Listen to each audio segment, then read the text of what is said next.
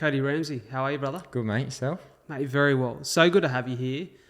I want to go back to 2022. Yep. I remember sitting in the stands, final game of the year, and you'd had an absolute blinder.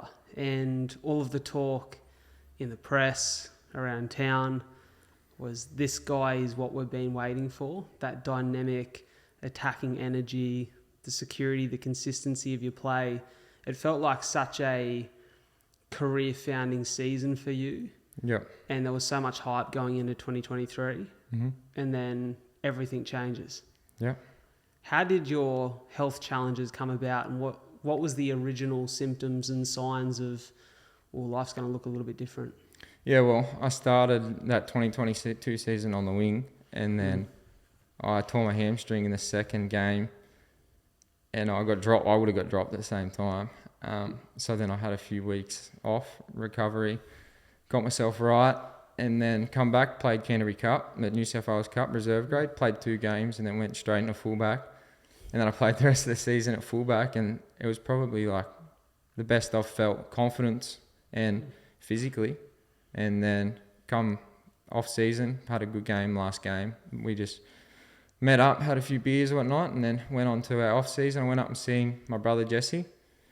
Went to Cairns, drove to Cairns, ute, fished, hunted, everything you could think of. Come home, and then about 10 days before pre-season, I was like, I wasn't going to the toilet, and I just didn't feel right. And I was passing a bit of blood. So I had a stool sample and whatnot, and everything looked fine. There was no signs of infection or whatnot. So I was good to train. It was come Monday, pre-season day 1. And then I just get me joggers on and start running. And we probably had maybe like 5 or 6K run. And I was at the back. I pride myself on running.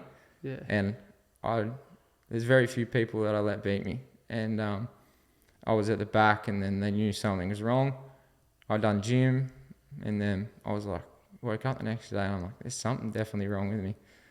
So I seen a doctor. They'd done a colonoscopy and said, yeah, look, you've got ulcerative colitis. It's just inflammation of the bowel, and it can be treated with steroids, like prednisone tablets. And so I stayed at home, took them for about a week, and I was just spiraling. I just remember laying on the ground, and I was just in so much pain. I've never experienced something like that in my life. And I checked in the hospital, and I waited in Wollongong Hospital outside, like in the emergency area, for about 18 hours with my partner, Talia. Because it was just so full on COVID time, couldn't get a bed, and it was like, it's not the hospital's fault, they're just packed, like, what do you do? Finally got checked into a bed, and then they're like, well, this is the go, like, you got a few solutions, and it's probably a 90% chance you'll get over it, and 10% chance you won't. And then I was in so much pain that they were putting ketamine in my leg, and then I had a codeine in my arm, like the oxy. So I was going through that, doctors in and out, and then it got to a point where it was like 10 o'clock at night, and I was in so much pain they had to rush me into like emergency, put me under, go again. They're like, all right, you got one more chance. It's infliximab. It's a drug. We infuse it every 2 weeks, and it's a high chance that you'll get over it. So we just tried the infliximab. I had the infusion for about 3 or 4 days, done nothing, and I was still going downhill. They only do them every 2 weeks. They done them again on me.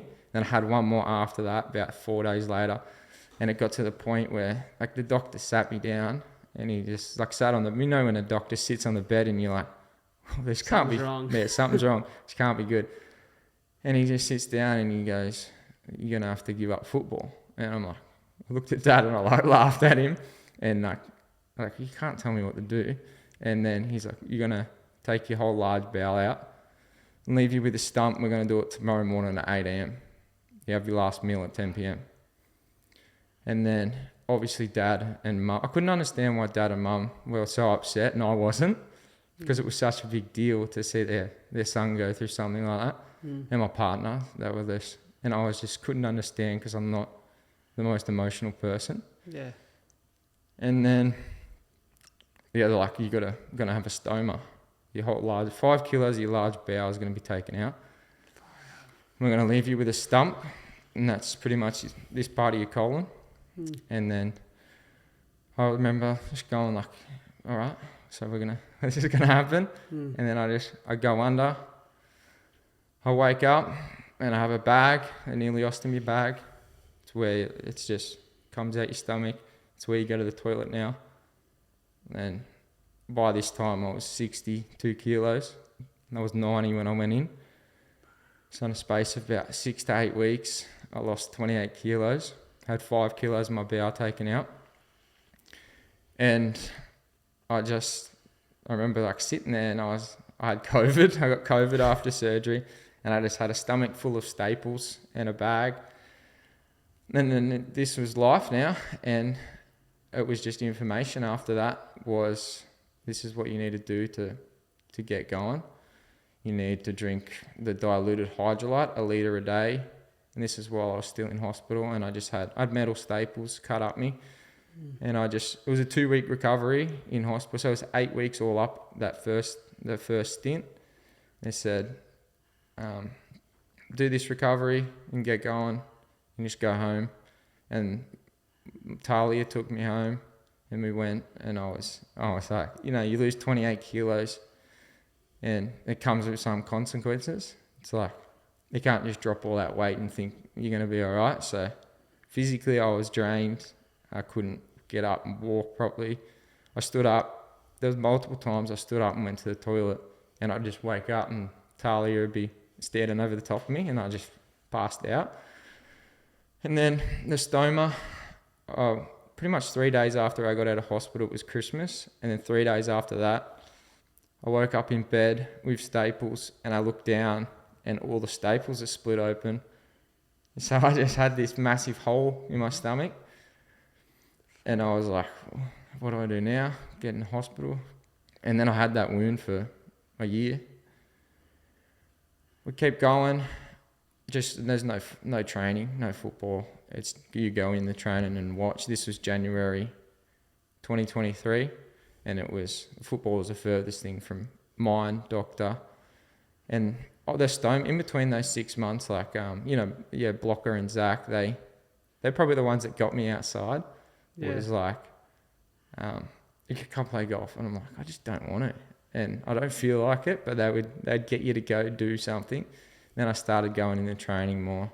Not training, I was just watching. So to watch where you just become like, to sit there on the sidelines and know that you can't go out and play, or like you see the team lose, or it's kind of like something I've never experienced. Like I'm still like it to this day, but every game I call mum and I'd just be crying because it's just, it's just a position that you don't want to be in. For sure. There's so much to this, right? Yeah. That the thing that gets me is you really had no time to understand what was happening to you. You kind of just thrust into it, right? Yep. And it's like, now you've got to figure out not only how to deal with this and survive it and come out the other side with a life to live, but you've got to figure out a way to try and be as strong as you can for the people you love, because you know that they're suffering too. You're grappling with the fact that the dream that you've worked your ass off to achieve is now slipping away from you, and life may never look the same. You spoke about feeling physically drained, and you've lost all of this physical strength and weight, and there's a physical consequence to this kind of illness. But what was the mental consequence like? Not as bad as what you'd expect. I was still, like I said to Dad, I rang him and I said, why aren't I as like sad as what I should be? And he'd explain to me that, like, because I still, like, I have this contract, I'm still with the Dragons, like I have that behind me, so I just have to worry about health. Like money and everything it's not like the worry right now, because there's a lot of people that will have this, and it's like, if you don't get to work in the next month, you're going to be homeless. So that wasn't in the back of and I have my family that if anything happened, I go straight and live with them. So like, I didn't struggle with it, like at the start mentally much at all, to be honest with you. I had Talia with me every day, like by my side. And then, like, this was the good part, that everything has happened now. Like, the worst hasn't even started. I went into, this was, last year. I went in, seen a surgeon, Jonathan Hong, up at Chris O'Brien's Lifehouse. And he said, we've got to give 6 months for your bowel to rest. We'll leave you with a stump after that. And then you pretty much, now is where your large bowel will get cut and turned into your small bowel. So everything will be gravity fed and it'll all be connected up. And it sounded so easy. And then Always does. it sounded very simple, but there was a lot of consequences. Like, the list of things that could have went wrong that he read out to me were much higher than the risk that, like, everything will be going right. So I was like, far out. And one of them was, there's a high possibility you'll never be able to have kids again if something goes wrong. So, like, but kids are more important to me than football and anything. Like, me and Talia always spoke about it. And then about June last year, they were like, all right, we're going to go into surgery. We're going to do this. And then me and Talia were like, we weren't trying for a kid, but we weren't not. So legit, a week before my major surgery to get my bowel turned into small bowel, it's going to be living. I've got no large bowel now. We found out that we'll have our little daughter, Mia. So I remember we stayed in a hotel in Newtown the night before the surgery, and Mum was there, and we told her, and she was so pumped, and she didn't believe us. Like, she thought we were joking. And then we told Dad the morning of to pick me up to go to the surgery, and he was like, white face. He's like, ghosted. He was like, didn't know what to do, because no one knew what was going to happen in this surgery. I didn't. The doctors didn't. Like, so many things could have went wrong. And I went under, and I woke up, and he goes, yep, everything's all good. So everything, and I was into like ridiculous pain. And then he's like, we just got to wait for your bowel to start moving and then whatnot. So we just waited a few days, and then it come about 4 a.m. one night, and where my stoma was, I cut. It just like, I felt this bubbling, and I looked down, and it was like shit coming out my stomach, and I was like, they've closed that up. So I've got a massive scar at my stomach. I got shit coming out the side of my stomach. So I got a leak in my bowel. And then Is now, that like a perforated bowel? Yeah, no, it's like, so to join where he's joined up from my old stoma into my small bowel, there's been a leak. So like, if that gets in your bloodstream, that's sepsis. So I nearly had sepsis maybe 2 or 3 times. And then, so that's not good. And then he goes, we can't do anything for 3 months. Because I've had all these surgeries, and there's so much scar tissue around my stomach now that it's like, there's nothing we can do. And I laid in bed I was crooky as in bed. Because I was losing so much fluid, because when you turn your small bowel like into your large bowel, it's never had food come through it. So every food I've ever eaten has pretty much been reintroduced. And then, so I like anything, water, hydrolyte, you have a bit of toast. Like, it started with toast. You got no appetite. And I was going to the toilet 40 times a day. And it wasn't even feces coming out my stomach now, it was just fluid. Because I couldn't. So I had fluid coming out everywhere, and then I was always just dehydrated. Couldn't get food. I wouldn't eat at all. So they had to put a TP in through my arm into my heart to feed me 1,000 calories a day. And I just went from eating 3,000 calories a day. So it was just, everything was going wrong until they finally, like, it got me to the point where, all right, you can go home and come back in 2 months to get your fistula fixed. Because that's what it's called. It's called a fistula. It's a leak in your bowel. And then me and Talia went home, and this whole time that I spent in hospital, probably 7 or 8 months all up, and she spent the whole 8 months with me, and she was pregnant. I don't even know. Pretty special, hey? Yeah. I don't think I'd be alive if I didn't have her. No, it's special. Yeah. Are you going to get me crying here too? There was times at home where I wouldn't bring myself to hospital, but I somehow got there. And it was because of her. But, take your time, brother. Yeah, sorry. Nah, don't apologise. It's special, mate. I'm not an emotional person, so. I told you I'd bring it out of you. Yeah. By my side, through thick and thin. I would not take myself to the hospital. I've been there so many times that, there was times I'd just be losing consciousness, and then I'd somehow get to the hospital, and she'd get me there.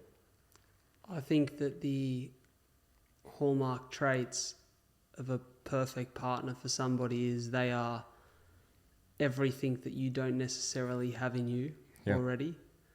And I can speak to that with my beautiful partner, and I know that was a huge reason behind why you're as in love with your partner Talia as you are, but also why you've decided to take these big steps in your life with her, and a recent proposal. Yeah, my fiance. So thank you. Yeah, but mate, it's such a special trait to have, and it's such a special experience to go through something as challenging as you have, and know that at a time where the wrong person would bail, the right person has stayed by your side.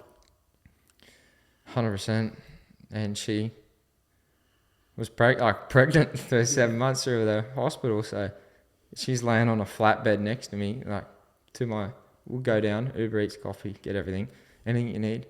I was like, I'm bored, I want to play some video games. We go to the Harvey Norman, she bought me a Nintendo Switch. I met your partner for the first time on Saturday night at Blocker's wedding, and on the drive home I said to Soph, I said, God, Rambo's missus seems like such a good soul. Yeah. You can just tell she's got that kind of energy. You can tell she's very kind and caring and very present, and I can see the way that she is with you. Yeah. I'm like, it's a really special thing to have. Yeah. And a special thing at a time when you need it. Yeah. But in saying that, Dad and Mum, even Blocker, he'd come up and visit me, just surprise me. But every day there was 100% Talia be there, Dad, Mum. You can't have enough. I couldn't have had any more support. Even from the club, they supported me through the whole thing. They'd come up and visit me. The coach at the time, Hook, he'd come in and sit in there for an hour or so. So it was I had so much support, but she was just the rock. And that was what I needed at the time. Can I ask, because at the start of your story there, at the start of at least this challenging chapter of your story, you said that mentally it didn't really dent you yet. There was still almost this, maybe it's naivety of how challenging the road ahead would have been, which probably in some ways served you. Yeah. Because had you have known how difficult it was going to be, maybe mentally you would have checked out earlier. Yeah. I don't know the answer to that, but I wonder how much the pregnancy and having all these things to look to played in as a purpose for you to get through this. 100%. I knew that I'd be right by January 1 from the surgery. 6 months. You got six months to get yourself right, so you can be a role model for Mia. And there was so many, at this point, my mental, the stoma was easy. I didn't go to the toilet. I had a bag. I could go play golf. I could go without needing all these stresses. And then about a month into the reversal, I wanted to go back to a stoma. It was that bad that I would have been happy with a stoma. And then they just said, you just got to stick it out for these months. Everything I take, drink anything, nothing will work. And then it just started to, I started going to the toilet 40 times a day, and then it would go to 20, 28, and then slowly get down to the point where like fuck, I can actually go, you can go visit dad without. And then get to the point where I can go for a drive longer than 30 minutes without stress, and I need to go to the toilet. Not exactly a dollar productive routine, is it? No, it's not. It's not. But like, it was hard. Bloody because oath it would be, mate.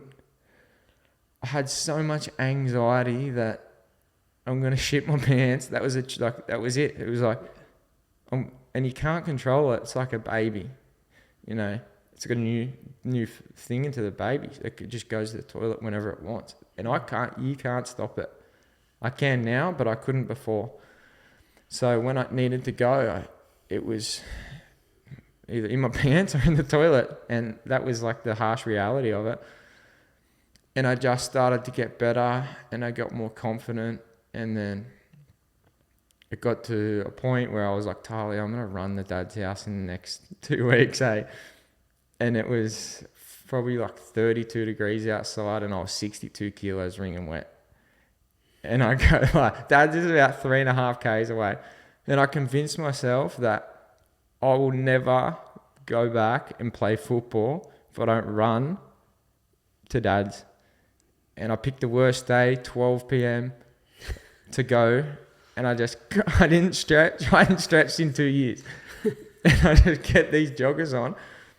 And I was in this raggedy old t-shirt running along Dapto Highway to Wongawilli by myself, head down.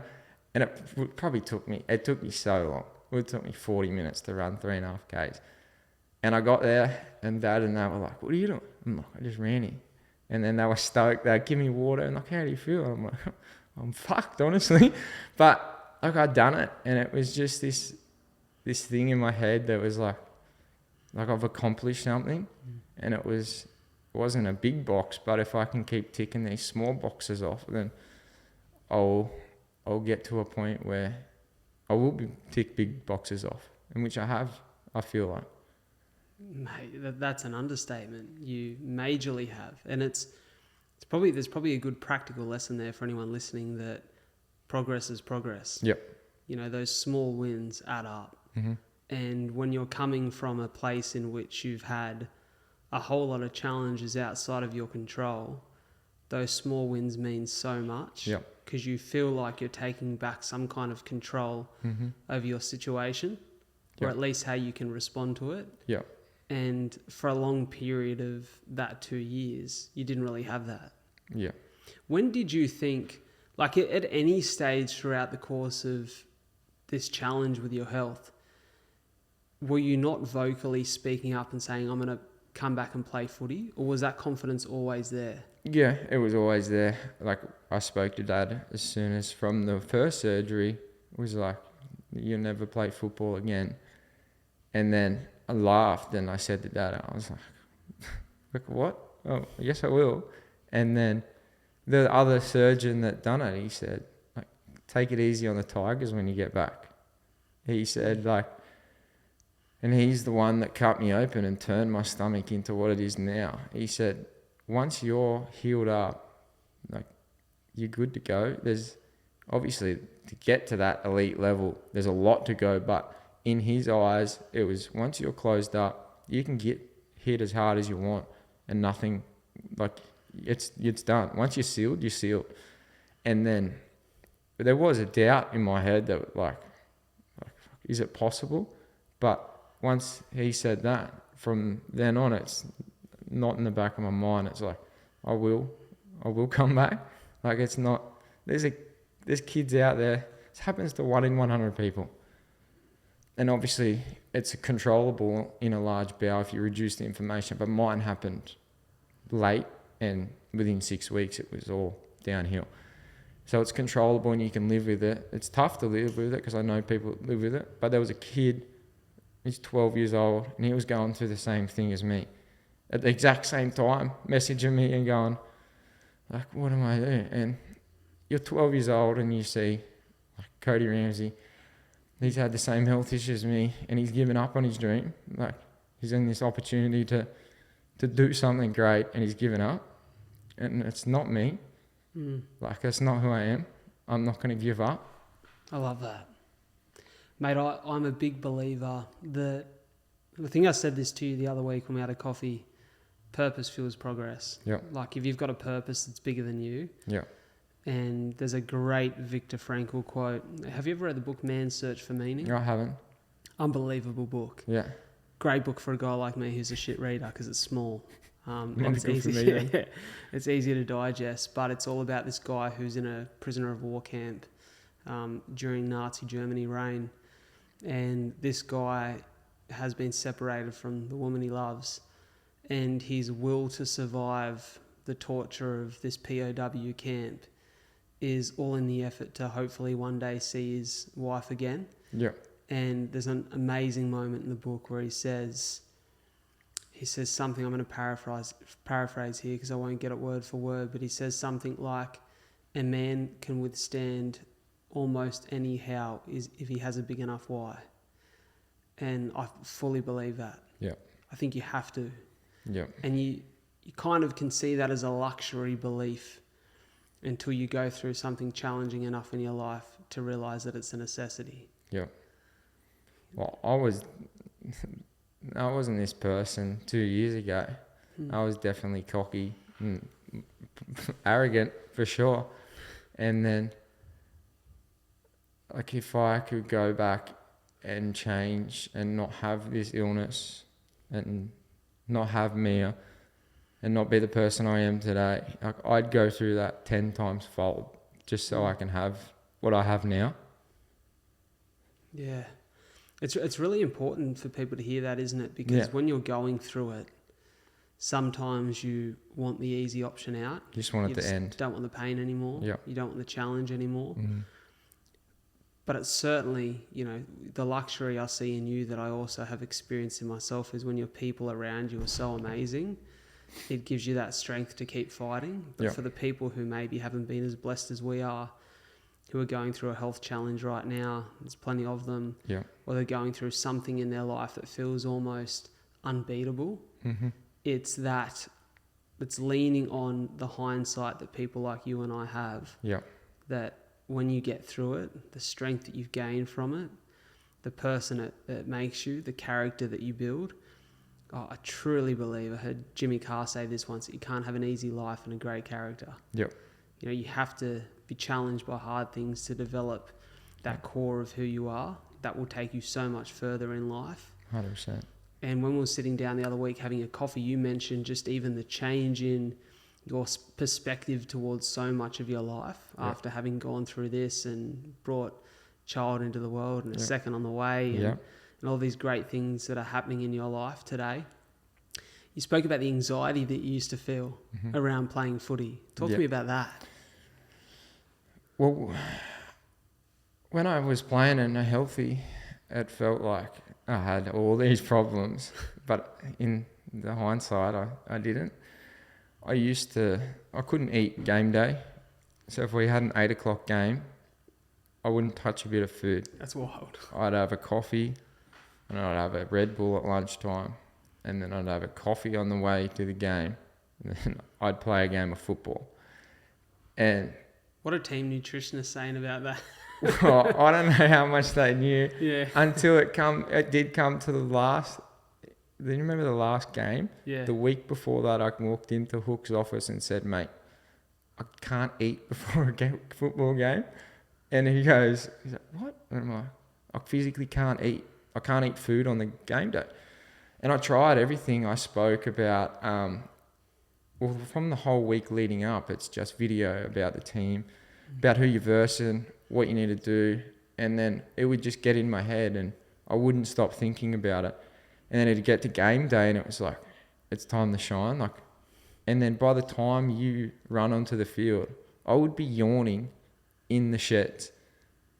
I'd throw up because I threw up on the field, I threw up at halftime, and then I'd always throw up before, but I'd be yawning because I've just mentally thought about everything I need to do. And it wasn't always about football. It was like, if I drop a ball, like, I don't want my family to be disappointed in me. And it's definitely not how I think now, but back then it was like, you got so many people watching you and so many people looking up to you that you don't fail.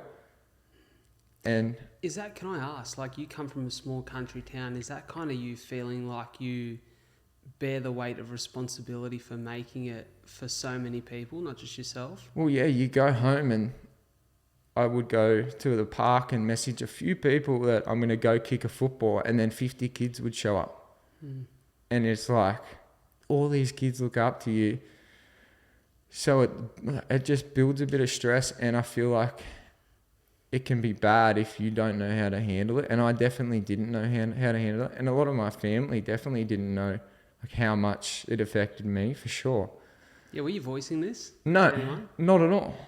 I didn't voice it until 22, like my second last game that I ever played, to the coach that said I can't eat.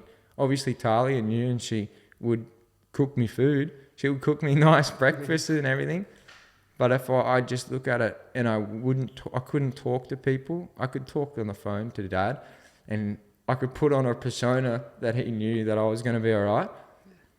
But after the phone call ends, I'm back to being like straight face, like back to thinking at everything that I need to do.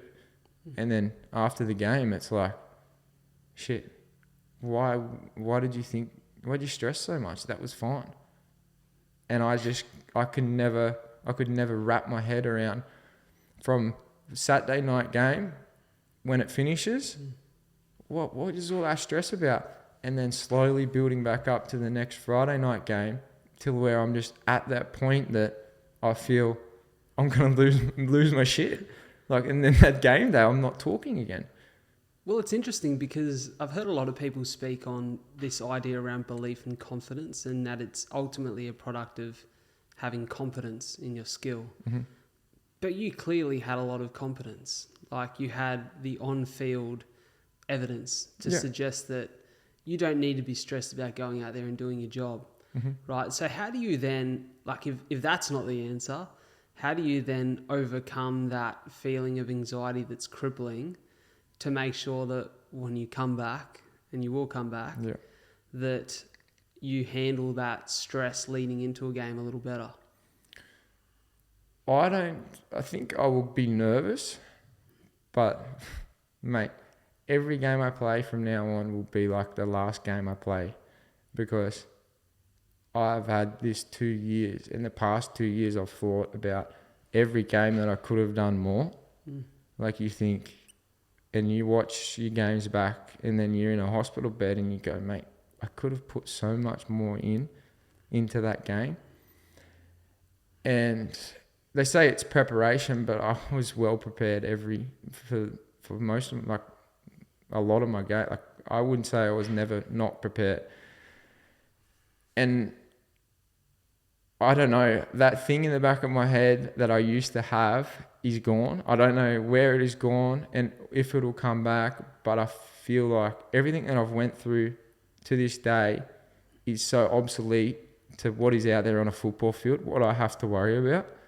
Like, I can't imagine going onto the hospital.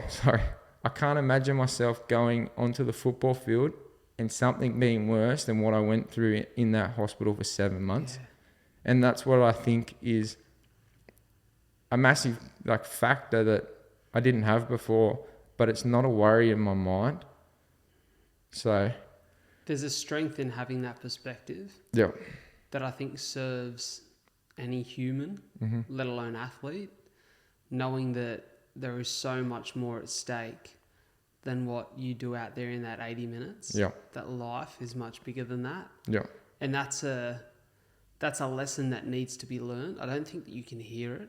I've often thought about this, can you hear people speak on these experiences and it completely rid you of any of the fear that goes into these moments? Can you hear somebody tell you that it's going to be okay and believe that it's okay? Yeah. Or do you need to experience those things for yourself?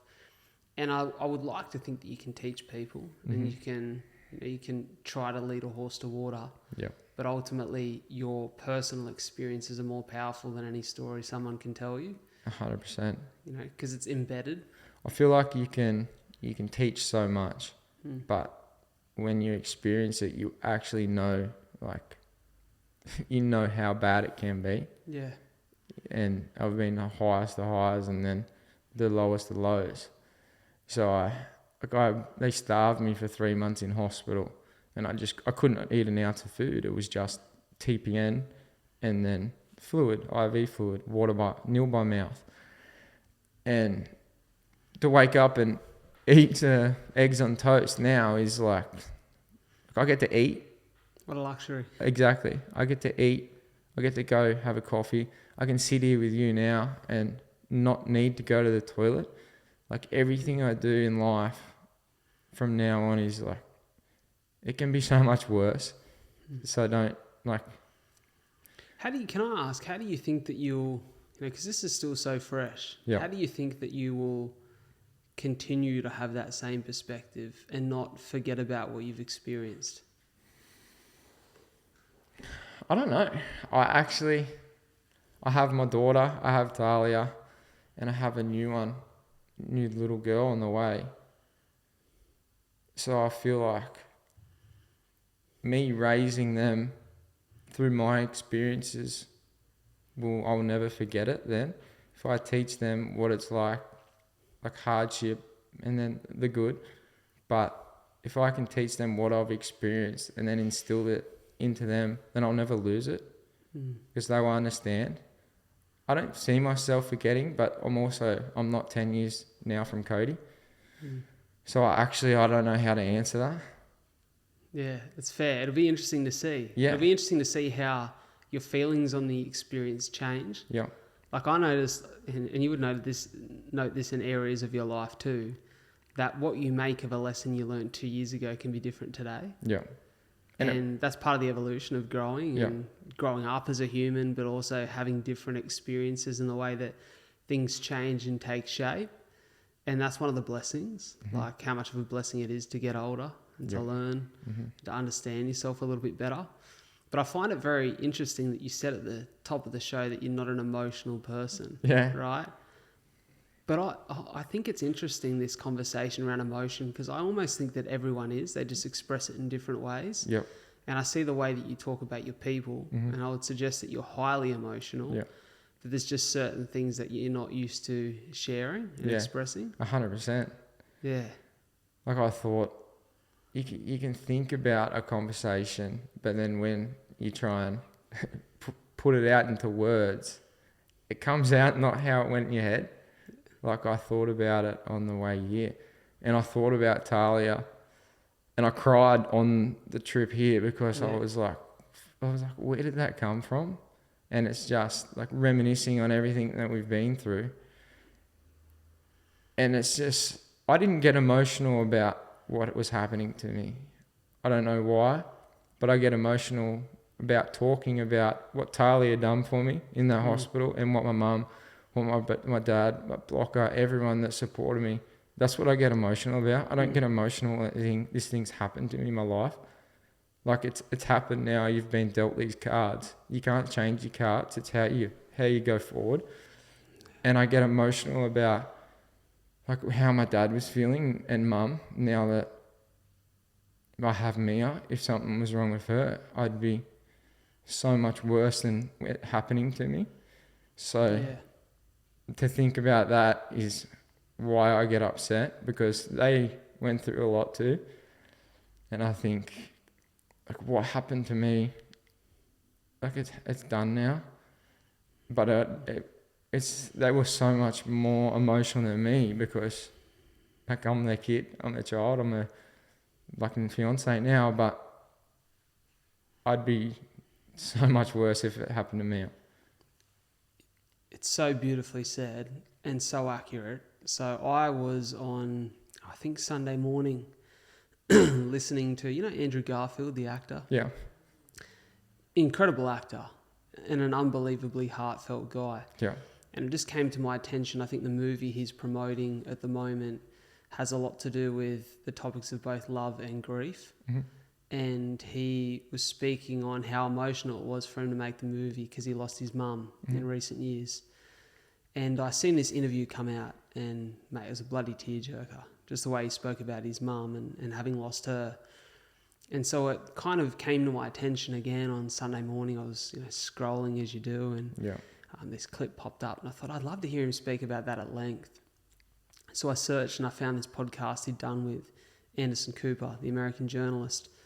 And I was listening, and there was this beautiful moment where he speaks about how crippling the grief was, losing his mum. But he found that the ocean and nature really allowed him to be himself and get it out.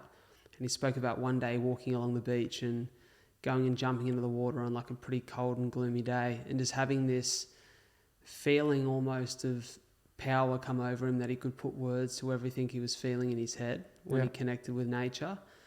And there was this beautiful piece he wrote out, and he said something along the lines of, sons have been losing their mothers for generations, and there's something very normal and healthy about that. Mm-hmm.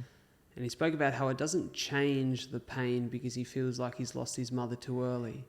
But on the inverse, for a mother to lose their son, or for a father to lose their son, to lose a child whilst you still walk around with air in your lungs and life in your body, feels so wrong. And that's the thing that's so similar to you. When I think about my health and I think about what my parents have endured, that's the thing that gets me emotional. Or when I think about now Soph and what I'd be leaving behind in the wake of me not being here because I stopped caring for my cystic fibrosis, that's the thing that really drives me now. It's so much different. You're right. I think as an empathetic person, that emotion lends on the people you care about. But that's also a beautiful driving force. 100%. So how much of your life now has changed in this last couple months as you start to plan and look towards the future and build your strength back up? And like, what does that routine look like? Yeah, well, pretty much in January when Mia was born, 4 days after that, I started to do some light training, and I was 63 kilos.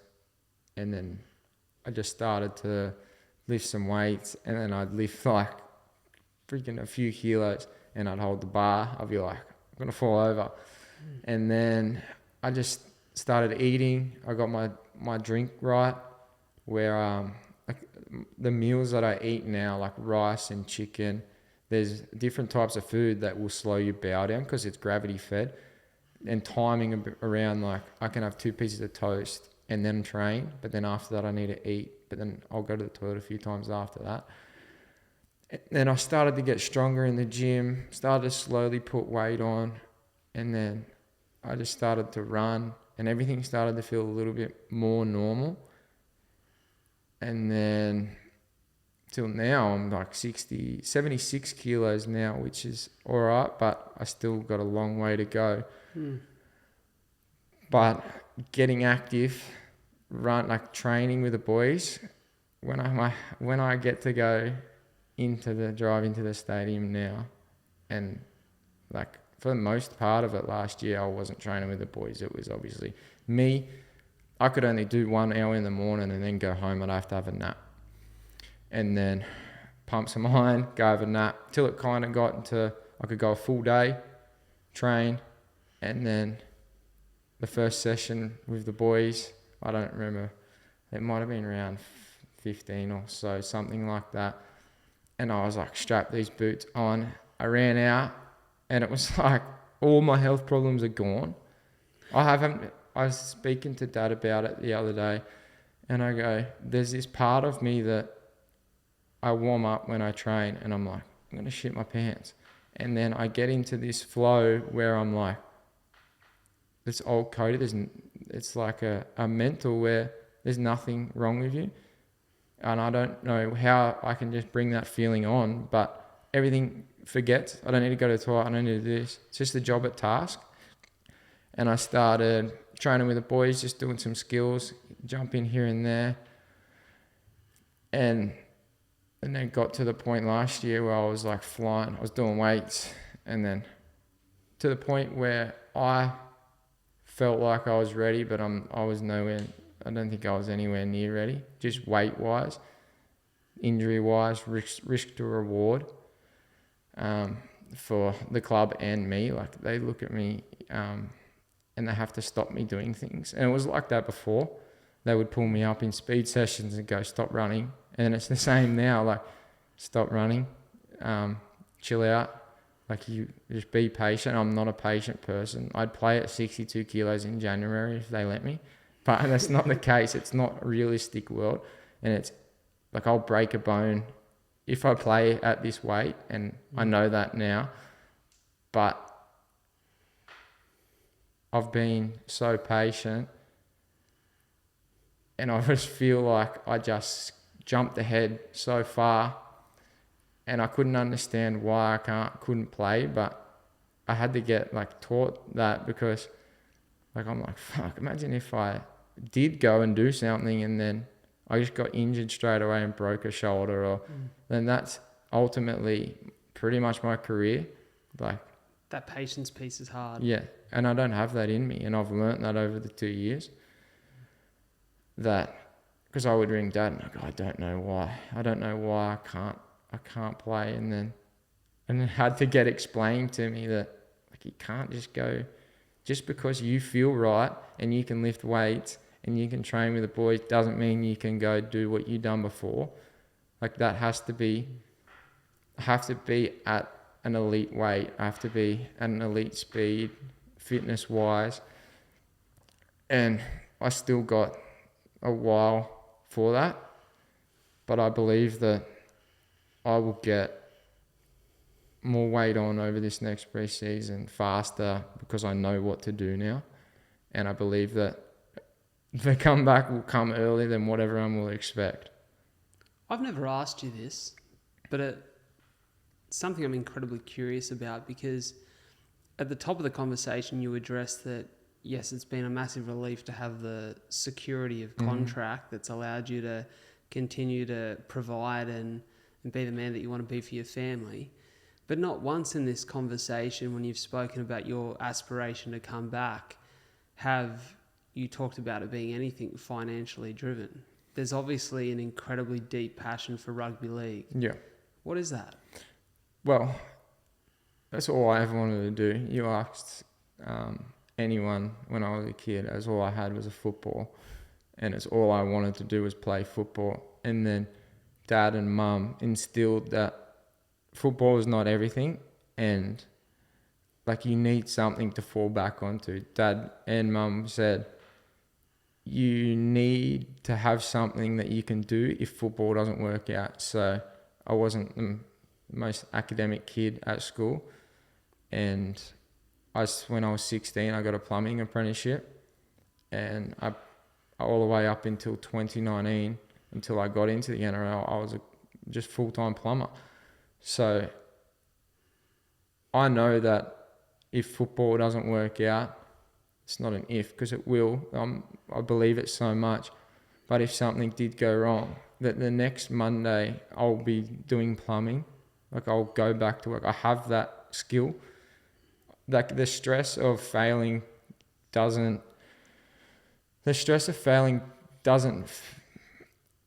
I'm not like affected by it, because I know that I can go do this.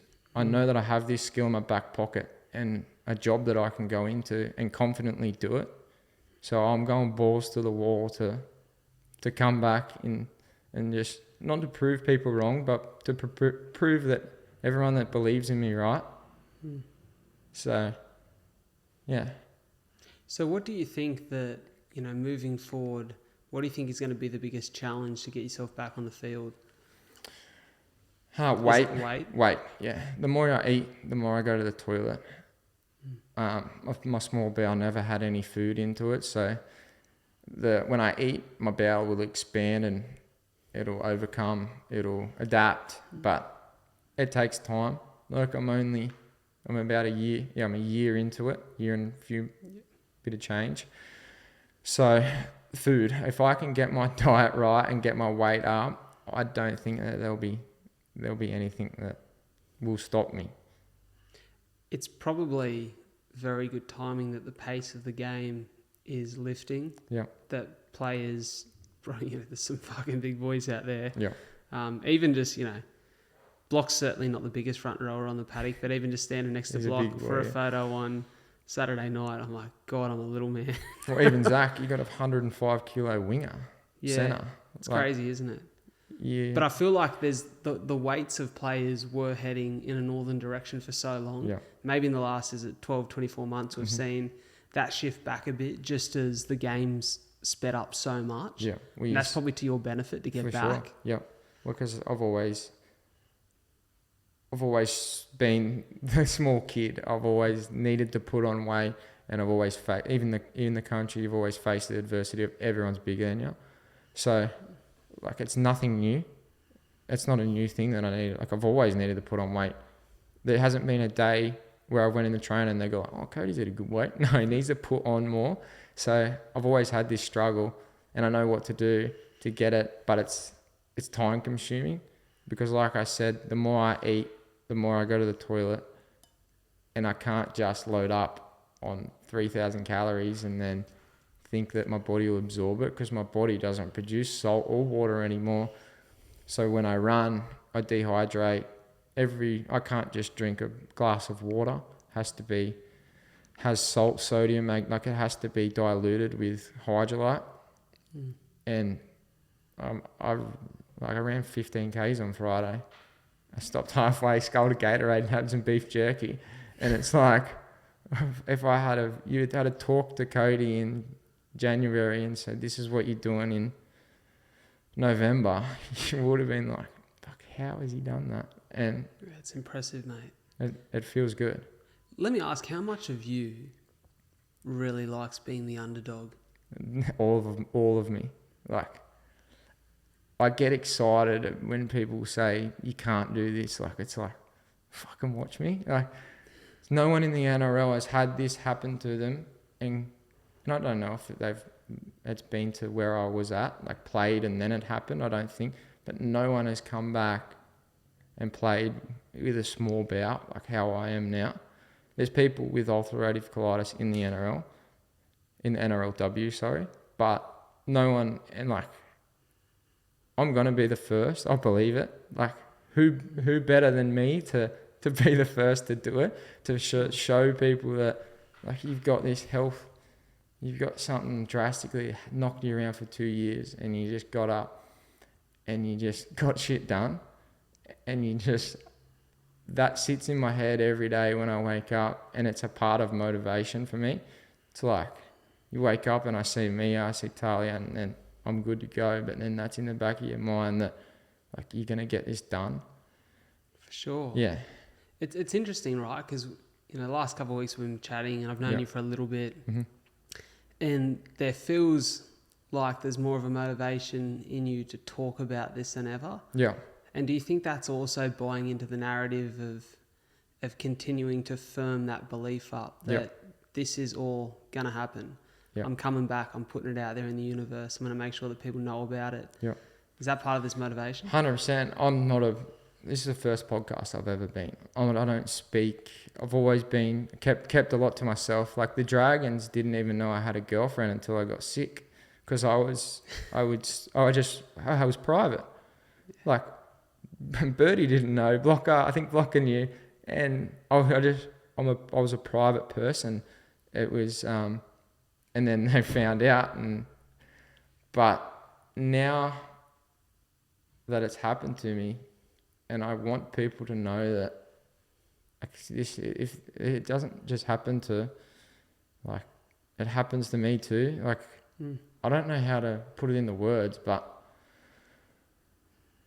I'm not baffled at the moment, eh? But no, I get what you mean, because there is a feeling that you get from... I'd never really spoken about my cystic fibrosis publicly. Yeah. Right? my mates knew about it, and it's a pretty physical illness in the sense that I didn't look like someone who had CF growing up, but I took 50 tablets a day, so it's sort of hard to miss. He's either got cystic fibrosis or he's a junkie, right? So it's like, people start to ask questions, and I was happy to talk about it. I wasn't ashamed of it. Yeah. But then when I spoke about it for the first time through the podcast, and all of a sudden you start to get people popping up who have lost someone they love to CF, or someone they love, or themselves, they have CF, and you start to hear their stories, and you start to see that the path you're walking means something to them too. Yeah. It's incredibly inspiring. It's uplifting. Yeah. It gives you a sense of strength to feel like you can be the person that they need. Yeah. Not everyone has that in them immediately. They do. They just haven't recognized how to access it yet. Yeah, I think that and was if you me. can be that person, it feels good. It does. It feels good talking about it too. Like I said, like the struggle through the football and the anxiety was, like, if I had talked about it earlier, maybe I wouldn't have been so anxious in the games. And I'm so open to talking about like things that have happened, feelings. Like I wouldn't, if you had to ask Cody in 2017 living in the country to talk about his feelings, he'd tell you to get fucked, honestly. But I've had hundreds of people message me and say, look, this has happened to me. Like, I've went through it. Like, you're going to be all right. Like, I hope everything's all good. And like, everyone goes through something in their life, but not many people talk about it. And I want to be someone to talk about it. I love that. What else is, looking ahead for you? Like, what else is exciting you about this next chapter of your life? I know there's so many good things happening. We've spoken about footy a lot today, but like, moving forward, what do you want from life that's maybe a little bit different to before? I have my daughter, Mia. I'm looking forward to getting married. Don't know when that will be, because Talia is 7 months pregnant now with our next daughter. And I'm looking forward to being a family person. Like, I was probably not the most family orientated person a year ago, but now it's all I think about. I don't really want to go do other things if my family's not there. And that doesn't just include Talia, Mia. It includes like Dad, like everyone. And that they mean so much to me that like I just want to spend my time with them. And hopefully, like in the future, like my main goal after football is I'd love to work with my dad. Like, I want to start a business with Dad. I don't care if he's a pigeon breeder, or like I want to have a family run business. I don't mind who it's with in the family, but I don't care if it's a dog kennel or some shit, like a poultry feeding birds. Like, I want to be more family orientated. You're such a country boy, mate. Oh, yeah. To hear, I don't care if it's a poultry, is certainly not the first thing that will pop in my mind. It's such a country boy answer. Well, we've talked about like a pet barn or whatnot before. Yeah. But to have something like that, with Dad and with that, like, they're hard workers, Mum and Dad, and they've instilled being such a hard worker. But I have that hard working mindset, but I also have like live to work mindset. It's not all. I want to be there for my family through everything. I don't want to miss Mia's preschool. I don't want to miss a single thing that happens in their lives. And, if I get to 10 years from now and I hadn't missed a single thing, then I'll be the happiest man alive, to be honest. For sure. Mate, you've spoken about your parents a lot today. You've spoken about your dad a bunch, the relationship you have with him. What is that relationship like? When I was a kid, Dad took me, my dad and Mum split up, and then he was living in Sydney, and he would drive down and take me to my football games and my rep games, and he was always the the hard parent, like, Pretty tough. you on can't do this, like, not you can't do this, but he was tougher. He was a lot tougher than my mum. Mum was the loving one, like easy going. She'd give us anything in the world that we'd ask for, my mum would get for us. Even if she didn't have $1 to her name, she'd give us anything she could. And there's probably times there where she didn't, but she'd still go out of her way to do things. And it wasn't until maybe 16, 17 where I really connected with Dad. And like, if I have a problem with anything, I'll ring for his advice. And I never really thought like I could be so close with my like Dad than what I am now. Special relationship. It isn't is, because like you think that they're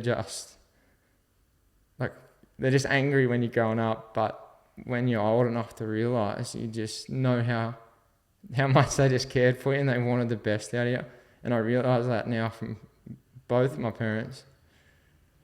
And like, you drive 20 hours just so you can watch a 5-minute football game and drive all the way back. Like, that's the sort of parents I have. Yeah. And they just mean so much to me. Do you tell them that as much as I you'd don't. like to? I definitely don't tell them enough. Nowhere near. It's an emotional conversation to have. Like, I'm very open with my family. And probably, I reckon it would have been 3 years ago now. Like, I've always been, you know, I told you, mate, I'm an emotional cat. Yeah. Right? So if I see someone else crying, fuck, it gets me going. Yep. Cry my eyes out at the wedding on Saturday night, watching Block and M get married, because it's just two people I care about having a special moment. So I've always worn my heart on my sleeve. Yeah. And as a bloke, that's probably not always common at times, right? But I always have. And as a kid, I can't remember a night where I haven't told both my parents. My parents split up when I was 13, or maybe even 11. Yeah. And, you know, whether I was with mum or dad, I'd always speak to the other one too. And I've always, every day, told both my parents that I love them. So I've been very open with communicating how I feel. Yeah. But I remember 3 years ago, a mate of mine told me that he'd written a gratitude letter to his parents. And that was, for him, a real challenge. It wasn't sort of a stage in his life where he was very open about communicating how he felt with his parents. And it made me think about, that would be really nice if I wrote a gratitude letter to my mum, my dad and my sister. Didn't have Sophie in my life at the time. And so I was like, all right, I'm going to do this. I'm going to make an effort of this. So I went uptown to the post office and I bought these 3 nice cards. And I bought a pen. And I'm sitting in the middle of town. I thought, I'll just write it here. And, you know, it was a nice sunny day. And I fucking burst out into tears. Lucky I had my sunnies. I was sitting in the middle of town, crying my eyes out. And I wrote these 3 cards. And I think there's something about the father-son relationship. I could give them to my mum and my sister and look them in the eye. And I thought, if I give this to my old man and look him in the eye, I'm just going to break down in tears. Yeah. And my dad's a pretty stoic character. Like, I've seen my dad a little bit more emotionally in the last couple of years, probably as I've expressed my emotion a little bit more. Yeah. He's always told me he loves me. He's always been a very like cuddly and emotional dad, but just a very strong character. And so I remember calling him. I fucking lived in the same apartment that we're in now with him. I remember calling him and asking him to come down to the front of our apartment block here. And I was like, I've got to give you something. And then I got to go out to see one of the boys. I was watching one of the boys play footy. Yeah. And I was like, I need to give this to you. I'm going to cry. Don't look at me. But just read it in your own time. And I remember driving off and we had a little cry and he gave me a cuddle later. But you appreciate them so much more when you're old enough to realise how much they've sacrificed for you. 100%. And I FaceTime Mum every night with Mia. And now that I think about it, I tell her that I love her at the end of each phone call. And Dad lives 3 minutes up the road, and I can't remember the last time I said I love you to like my father, which is like, it's pretty, like, it's your dad. Yeah. And why does it feel so different? It's a hard one. And It's a really hard one. But there's a challenge for you. there is. Because I guarantee you'll hear it back. Yeah, well, he'll probably watch this too. Yeah. So. And that is a special part of putting your story into words and speaking. And mate, I've loved being able to sit down with you here today because I knew that we'd have a really honest chat. Yeah. And I'm really inspired by what you're doing. It gives me a kick in the ass. Thank you. To get rid of the excuses and to go and have a crack. Yeah. And really claim what you want from your life. And I think that's so important for people to hear. And I know that the last couple of years there's been curiosities that I've had around where you're at with things and what life has looked like. And we didn't really have a relationship to have that conversation until the last couple of months. Yeah. But mate, it's a blessing to see you where you are now, so many steps ahead of where you were. Yeah. And I think that who you are as a man today is going to really reflect in the way that you go after your dreams when you get back out there on the footy field. So it's been a privilege. No, you're a legend. Thanks so much for letting me tell my story. Mate, my pleasure. Is there anything else you want to say before you go? Probably when I get in the car and drive home, but I can't think of anything right now. No, Mate. Thanks so much, mate. Mate, it's been my pleasure. You're a good man. Awesome. Thanks for coming on. No worries. Cheers. Cheers.